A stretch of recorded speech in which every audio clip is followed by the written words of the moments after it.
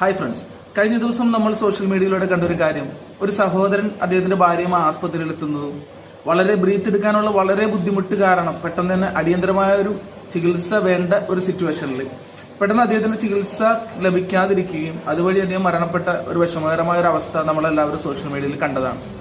ഇത്തരമൊരു സിറ്റുവേഷനിൽ ചെയ്യേണ്ട ഒരു കാര്യമാണ് സത്യത്തിൽ CPR. പക്ഷേ അദ്ദേഹത്തിന് ബോധം നിലനിൽക്കുകയും ബ്രീത്ത് എടുക്കാനുള്ള ബുദ്ധിമുട്ടുമാണ് ഉണ്ടായിരുന്നത്. അബോധാവസ്ഥയിലാണെങ്കിലാണ് നമ്മൾ CPR സാധാരണ ചെയ്തു വരാറ്. പക്ഷേ ഇത്തരം ബോധം ഉണ്ടാവുകയും CPR ചെയ്യാൻ കഴിയാത്ത ഒരു സിറ്റുവേഷൻ ആണ് നമ്മൾക്കുള്ളതെങ്കിൽ, പ്രത്യേകിച്ച് വാഹനം ഓട്ടോറിക്ഷയിലോ മറ്റുമാണ് നമ്മൾ ആസ്പത്രിയിൽ കൊണ്ടുപോകുന്നതെന്ന് വിചാരിക്കാം. അതല്ലെങ്കിൽ നമ്മൾ കൊണ്ടുപോകുന്ന സാഹചര്യത്തിൽ ആളെ കിടത്താനോ CPR ചെയ്യാനോ പറ്റുന്നില്ല എന്ന് വിചാരിക്കാം.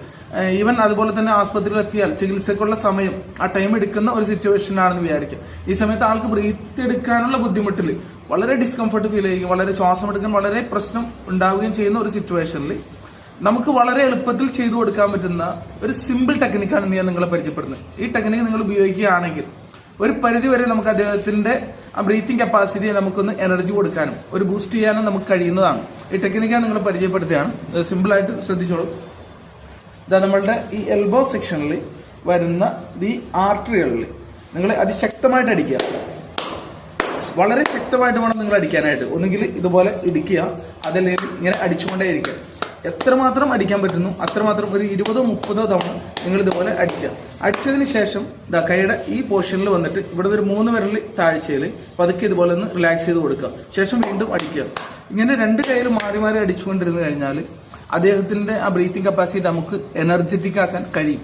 കാരണം അത്രയും നല്ല രീതിയിൽ ആ ആർട്ടറികളിൽ പ്രഷർ പോയി കഴിഞ്ഞാൽ നമ്മുടെ തലച്ചോറിലേക്ക് ഒരു മെസ്സേജ് പോണത് നമ്മുടെ ആർട്ടറികളിൽ ചെറിയ പ്രശ്നമുണ്ടെന്നാണ്.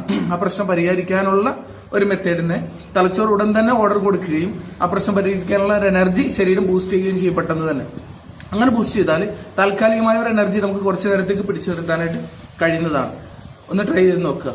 പറ്റുമെങ്കിൽ ഈ ഒരു വിഷയം നിങ്ങളുടെ സുഹൃത്തുക്കൾക്കും സഹോദരങ്ങൾക്കും ഫാമിലിക്കൊക്കെ ഒന്ന് ഷെയർ ചെയ്യുകയും അവർക്കും ഈ കാര്യം എളുപ്പത്തിൽ പരിചയപ്പെടുത്താനും ഇങ്ങനൊരു സിറ്റുവേഷനിൽ നമ്മുടെ സുഹൃത്തുക്കൾക്കും ബന്ധുക്കൾക്കും അപരിചിതർക്കും ആർക്കായാലും നമുക്ക് ചെയ്യാൻ പറ്റുന്ന ഏറ്റവും സിമ്പിളായ ഒരു മെത്തേഡ് നിങ്ങളൊന്ന് പഠിക്കുകയും മനസ്സിലാക്കുകയും ചെയ്യുക.